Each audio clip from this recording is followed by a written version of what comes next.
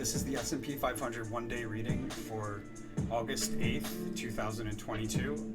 It's currently July 28th, 2022, 10:12 p.m. Eastern Time. One thing I noted when I was doing the markup for this is that there's three aces appearing in here. Three aces appearing in this one day's reading. Generally, when you see a lot of aces like that, it indicates quite a bit of volatility. And we have an overall theme, an agreement between two leaders of nations, a merger of some kind is the highlight, and it takes place near or around the high. It's highlighted around the high for the day as well. There's some congruencies here, a couple congruencies between the completion card, the ruin, three congruencies: the completion card, the ruin card, and the lovers card. When we look at the overview. Got some completion here, so we may have the end of the rally carry over. It may start, we may see a decline here at the end of the day on the 5th, but continue, extend it over into the 8th or the 9th, where we have some high correlators as well. And you can see early in the day we have high correlators, high correlations to the high significator.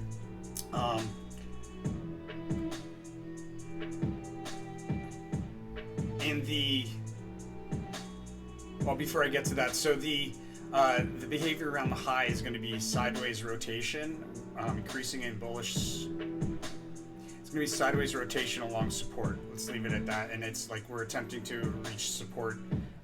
Doesn't look like we hold that support. Behavior near the low, it's going to be bearish price swings or a significant dip on a one-day chart. I'm also advised to open up some protection around the high here, and being that it's an ace of discs around the high, it makes a lot of sense. All right, so we have a correlation to the high of the day here in the pre-market. There's also a trade opportunity. So right around the open, there's a high and a trade opportunity. Looks like we move higher. So in the pre-market, we go from breaking down through a support level to a secondary support level, and we move along that support level sideways.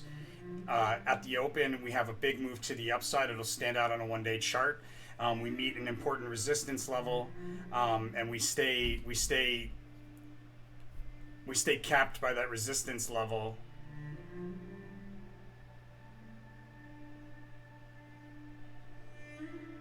There may be a temporary breakout early on, in right around the open as well.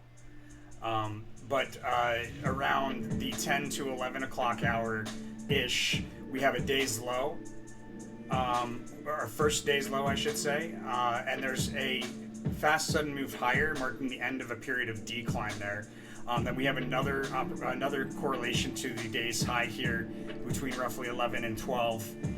That's where I would open up protection. It correlates to the completion card. It correlates to the ruin card. A lot of stuff going on there, making me sense that as a high and a place to open up protection. We probably hit up at the upper end of a range there, and we do some sideways price swings at that level.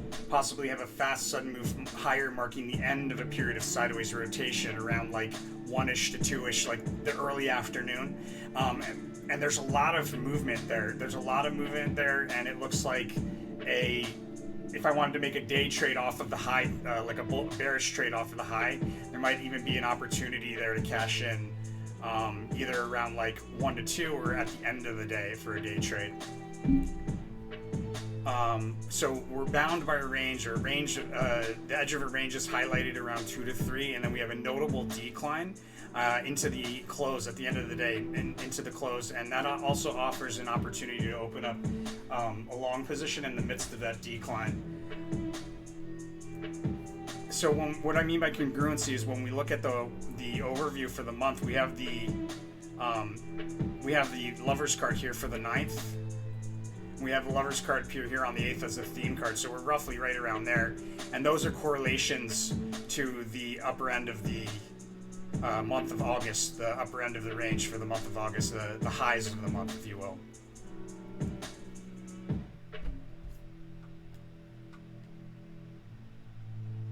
there is a rally, looks like a U-shaped dip near some perpendicular diagonal trend lines right around the close, and then we may have a bit of a rally out of the close and into the pre-market where it's maybe for a bit, like maybe for like the first hour of post-market, maybe it increases in momentum. It does appear that there's a lower low the following day than we have today, the same low or a lower low. And that's the S&P 500 for August 8th, 2022. Guys, hit that like button if you like this and you want to see more. And don't forget to subscribe if you haven't, my friends. We're doing this every day with roughly 98% average accuracy. I'll see you guys on the next one. And don't forget, when you make that money, you could pay it forward a little bit. I'll see you guys later.